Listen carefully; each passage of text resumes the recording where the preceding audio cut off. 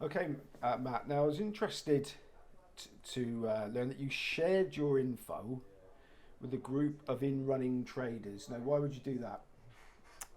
I used to be in a group with Steve Howell's Mugs game. He's a pre-race trader. I stumbled across him on the internet. I used to be in his group for about 3-4 years. I used to share my in-running information. Sometimes it can help for people that trade pre-race as well, but predominantly I'm a in-running trader. I used to share that information with them just to help people out really, and yeah, so they got it. They used to use that information as well in the group that I was in online. So I suppose that basically you're a form student, but you have to be very aware of how a horse acts when it's actually running Yeah. to come up with your strategies. So how time consuming would that be? I can spend between 2 and 5 hours. Normally every morning. Sometimes I do it the evening before, where I basically write my own watch list, and it's not. I don't use any special race card or anything like that. I use the normal race card you can find online for free, and I look for obvious things that couldn't affect the in-play markets, which could be ground, trip. How does that horse jump? If it's the jumps, does that horse need to front run? Sometimes horses will sulk if they don't front run. Sometimes they need to be held up and played really late because they don't find anything when they get in front. So all these type of things, weight comes into it, the ground. So all these type of things I put down on my watch list, and they're kind of like pointers. So if something materialises in a race in the market, and the market marries up to what the watch list is saying, then it's kind of bingo. There could be an opportunity here to put money in. So I was assuming that you put all your trades in before the race, but so you're watching, if a horse misses the brake and doesn't hit the front, then you might be thinking, right, this is a lay. Yeah, there's many. So you've got to watch it. You've got to be there. Yeah, I'm not solely massively reliant on the video of the race, because I know a lot of people think, well, there's a delay in the video. That can't work. It can work. It's a mixture of form and what's happening in the race. So I do need the video of the race, but I also rely on, not heavily rely on, but it helps my confidence in a trade if I've got information of that race, so to speak. Okay, so what trading tools do you use? I use basic Gruss software to trade with online through the Betfair, through the main Betfair site. And have you been investing in drones and all those sort of things? No, I purely use Betfair video. It works for me. I don't use fast picks or drones or anything like that. Okay, now we're going to talk a bit about you. Now I suppose you're a professional gambler, is what we call you, strictly speaking. But you come from a church-going, non-betting family, so are you the black sheep? Yeah, I am. Yeah, very much so. Yeah, my father's a caretaker in the church. My mother participates in church activities. Brother and sister as well. They're all churchgoers. So yeah, I'm the black sheep. I left home when I was 17, and yeah, I've followed a different path in life, if you like. Yeah, so what do they think about what you do? Not overly keen, but they accept it. Yeah, we've had a few choice words about it, but no, they're fine about it now. It's no problem anymore. Okay, now when you say you left home at 17, you didn't just leave home, did you? You went and joined the army? I did, yeah. Tell us a bit about your army career. Yeah, I spent 6 years in the army, in the Royal Horse Artillery.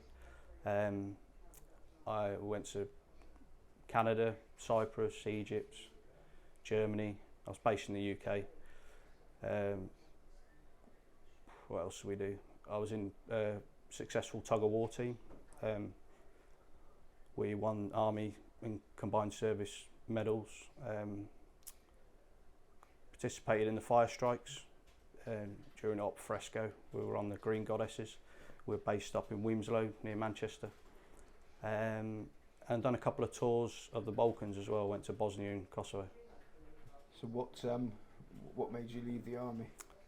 I met my wife, girlfriend at the time, and also I had a nasty accident. I smashed my knee up on exercise in the turret of a tank, and I could have stayed in and carried on my rehab, but it was kind of the clincher for me. I just decided, you know, I'm gonna give Civvy Street a go. Okay, so what came next? I ended up as a car salesman, which I was not very good at.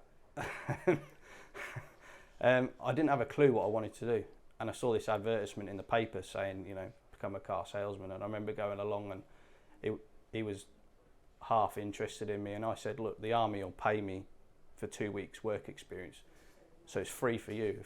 If I'm rubbish, you know, we just part ways. So he took me on, and I sold a car after about a week, and then I moved to another garage, and I spent a couple of years doing it. But I'm not the typical hard salesman, if you like.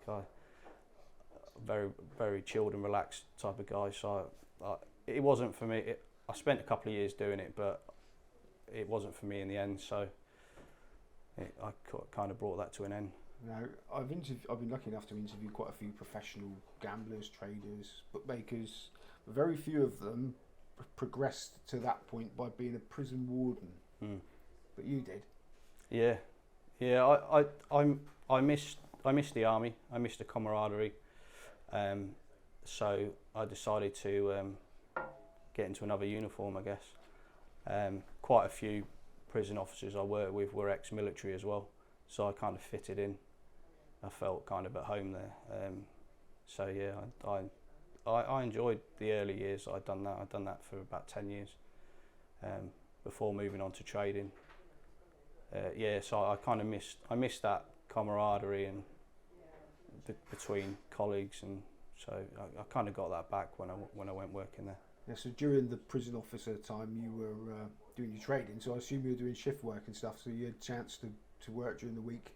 Yeah, I was lucky. I got, because I've got a son, I managed to wangle a family-friendly shift pattern where basically I'd get every other weekend off, and I'd work every other weekend. I'd have every other weekend afternoon off. So I got all the good racing in at the weekend, and then Thursdays and Fridays afternoons I managed to wangle as well. So I'd trade probably and match bet back in the early days 3 or 4 days a week, and then I'd do longer shifts on them other days. So that's kind of how I wangled it, really.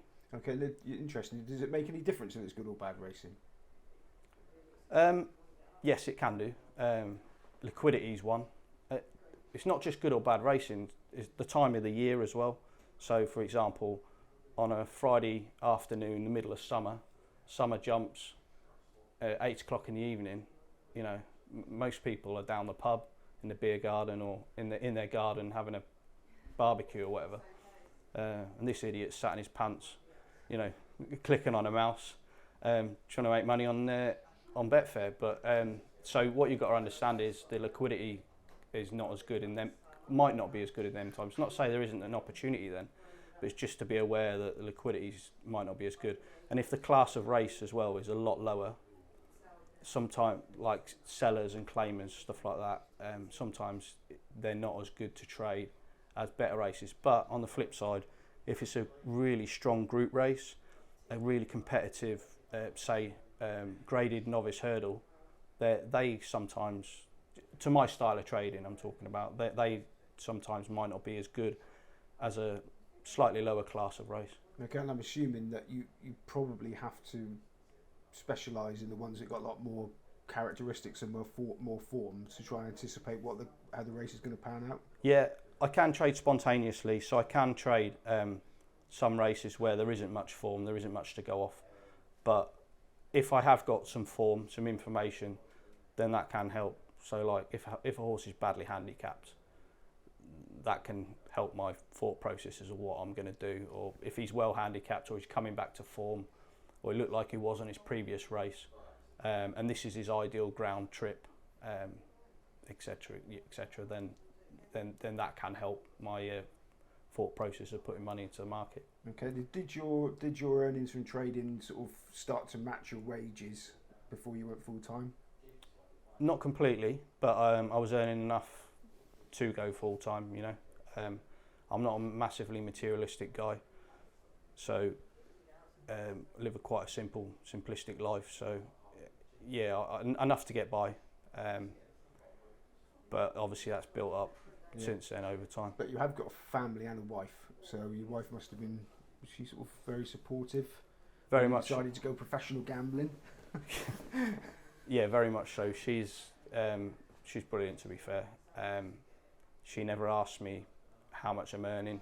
As long as she's got a glass of wine in her hand, she's very happy. But no, she lets me get on with it, and she understands to kind of just lead me to it. I don't need the pressure of somebody else saying, "Oh, we need X amount of money tomorrow." I'm just left to my own devices, basically, to deliver the goods. Okay, now you traded for 2 years successfully, and you were sharing info with other traders. Yeah. And then after 2 years, hunting for profit was born. Yeah. So what spurred that, and what is hunting for profit?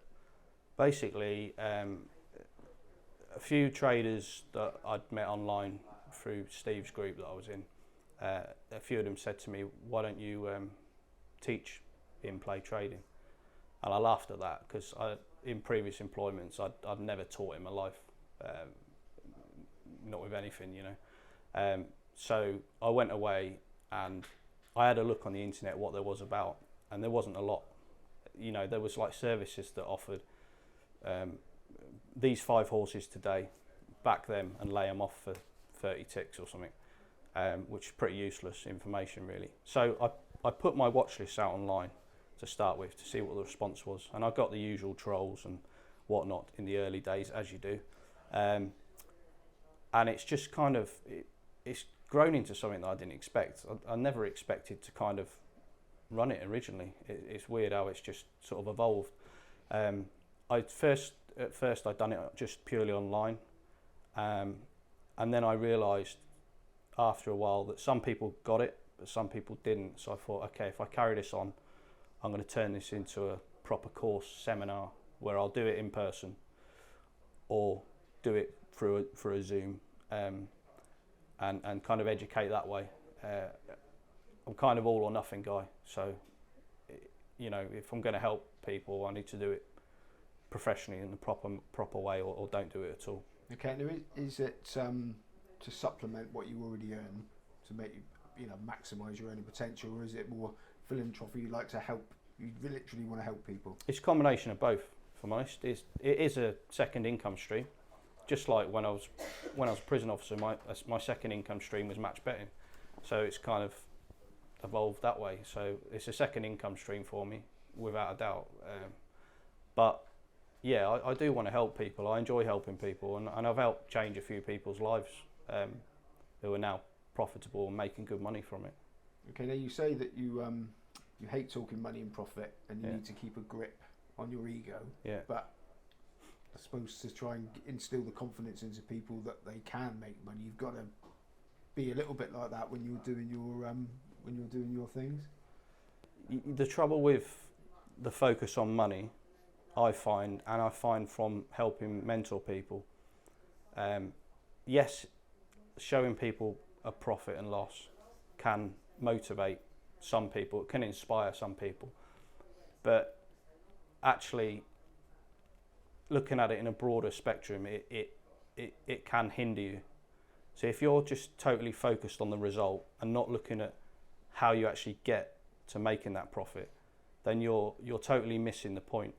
It's a bit like a professional sportsman thinking, I've got to win that FA Cup, but they're not thinking about the process of the actual football game they've got to go through to get there. So yeah, that's why I'm driven on the focus, the process of getting there, not the actual goal.